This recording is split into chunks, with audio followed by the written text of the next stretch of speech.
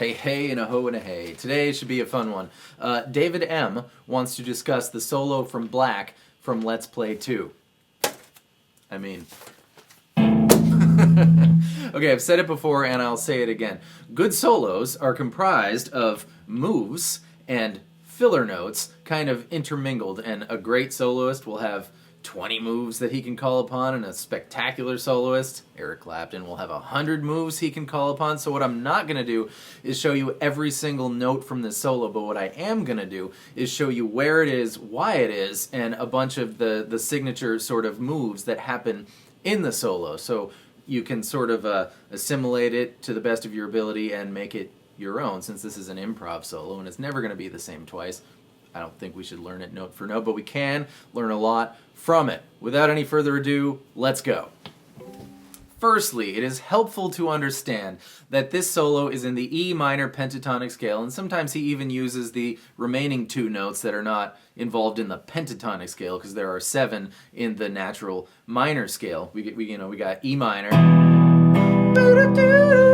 D, C, and that's lends itself to the E minor scale. So let's learn 3 shapes of the E minor pentatonic scale so that when the things come up, you're not as surprised and it's easier to remember.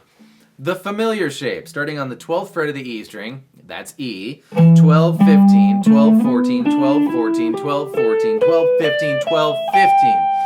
Going this way from the oh so familiar shape, 10, 12, 10, 12, 9, 12, 9, 12, 10, 12, 10, 12. That one's also pretty easy to remember. A little less easy to remember is what's commonly referred to as the G major pentatonic scale, but it's the same 5 notes no matter what you call it. 15, 17, 14, 17, 14, 17, 14, 16, 15, 17, 15, 17. And that might take care of as high as we need to go, but it might not. It's just good to have a solid base that you can just sort of call upon and that you know, so that the outer reaches of things just aren't quite as unfamiliar. All right, take an hour or a week or 6 months to memorize those. Not before you go on, but just, someday. All right, I think I've already mentioned this, but I just want to mention it again because the average viewer probably hasn't seen all of my videos.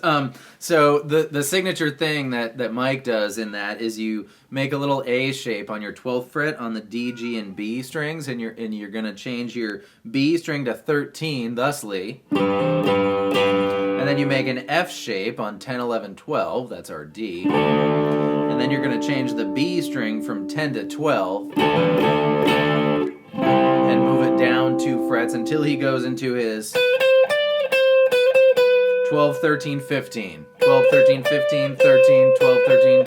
Yeah, like that. That's the first thing of note. And then you hear Mike continue along with his... So this is right out of our OFO familiar pentatonic shape plus this note, right? Until he ends up with... or something like that, bouncing back and forth between the D string 14th fret and the G string 12th fret.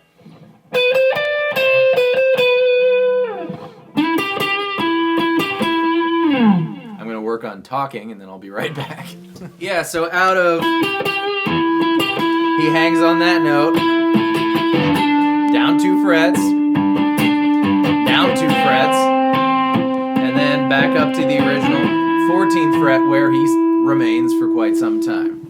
Until the time when, after his big long, which I don't know if it was feedback or the fact that he switched to an octave higher, which would be, if you want, the B string 17th fret, but he goes back into his, until he goes up from that to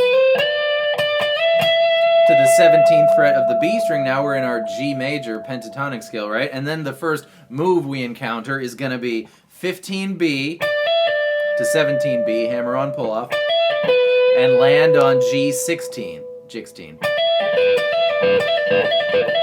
That's a pretty easy one to get going fast. And of note is that it is in the G major pentatonic scale, so you can do that in any key at all. There's a great move. Specifically, he goes And then he works his way up past where we know about, right? 2 more frets and 1 more fret. So I'm on the, good grief, 15, 17, 20th fret of the B string before he goes even higher. So we're going to have to switch to the E string. He might have an extra fret or 2. Yeah, don't move. Yeah, totally. So he makes his way up. He's all up to 19B, then 20. And then use your middle finger for that 20 and put your pointer finger on B and G 19. And you're going to go, that's the B string 19. 20, 19, G19, B19, and then Mike goes 20, and I think he's got an extra fret because I think he just goes up to this 21st fret, which I don't have. You might. So I'm going to go to the 17th fret of the E string because that's the same note, and then he bends that note. I'm going to go up 2 frets. It's easier to bend the B string than the E string, but you do whichever one you want. But you might want to bend it because he does this. We're going to bend that note. I'm using the 17th fret of the E string. You can use the 21st fret of the B string if you have one, but so release your bend. It's hard for me to do without making other strings make noise. That's one of the reasons it's hard to bend the baby E string up there. That was probably my best one. And now we get to one of my favorite moves. Grab the G string 14th fret with your ring finger and the B string 12th fret with your pointer finger and bend that G string and then pluck the B string. It's the same note. This is why I call this 2 becomes 1. And then B15. And then now with your middle finger, you're going to bend G14 and go back to G12.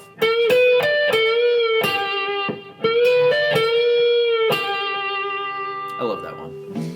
And then he does several variations on that move sort of over and over and over again. He adds a couple of notes and it's just a little different each time, but here's my favorite iteration. Do your G bend and put your pointer finger on both baby strings now. Because you're going to pluck all the way down. And then the B string again. B15 and then to our G14 and G12.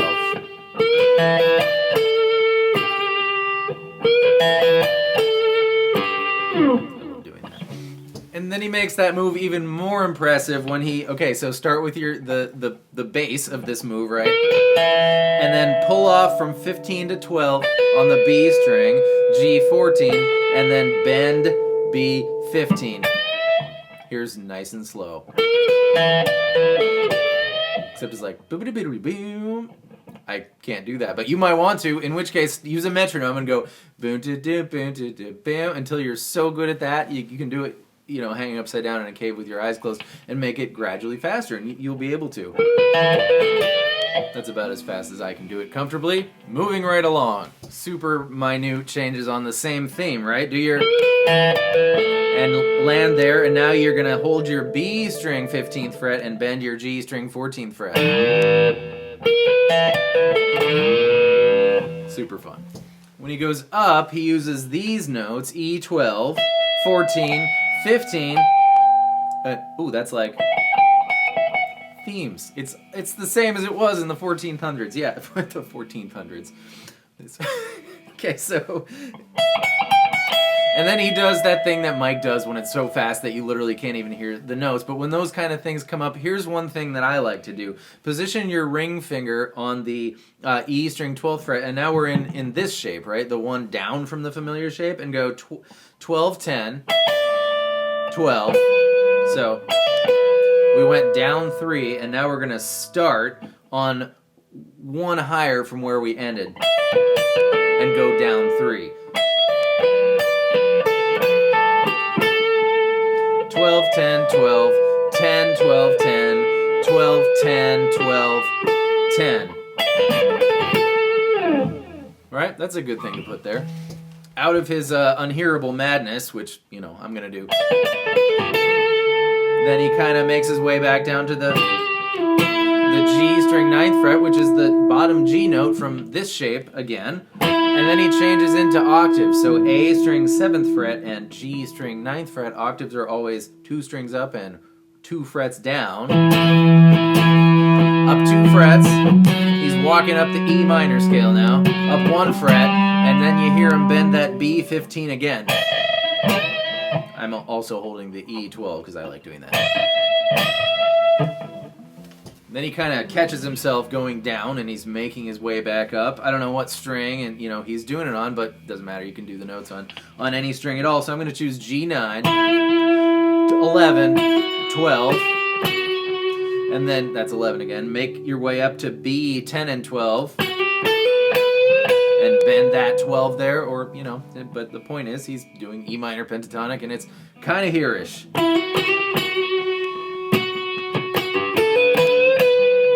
Certainly harkens it. He finishes up that little section with some E minor filler notes, so do what you like. We went, and then you could go, or something that was rhythmically harkening the, but do whatever you like there. It's filler notes, and he's making his way up to the epicest bend ever on the 17th fret of the baby E string, which is a move we will dissect in a moment. Yeah, so bend the 17th fret of the E string, and then, so bend and release, and then down to 15, 17B, back to 15E, bend the E string of the E string of the 17th fret, and stop it, and then land on the E string of the 15th fret.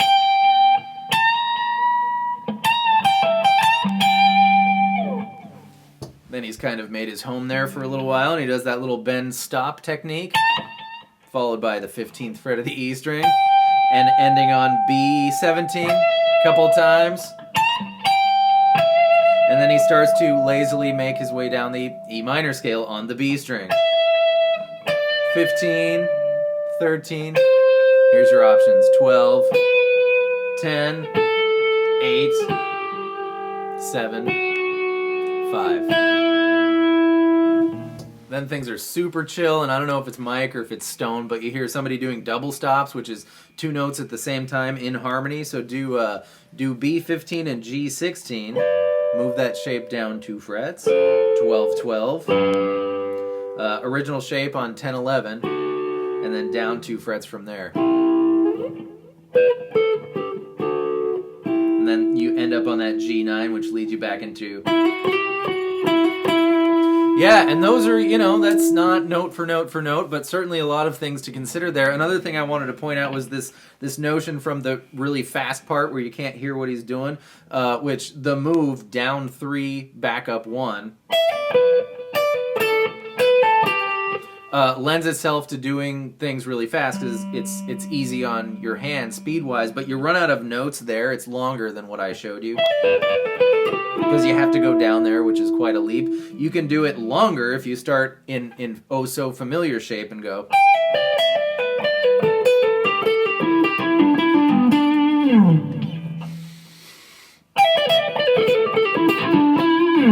It's a little more notes available to you. But Mr. David M., I hope that was really helpful, and everybody else watching here, I hope you enjoyed that. I hope that gave you some new little things to work on, or maybe you're way better than me because I'm not a shredder. But hopefully my ear lent some assistance to your efforts there. Thank you all so much for being here, and I will see you next time with more stuff. Goodbye.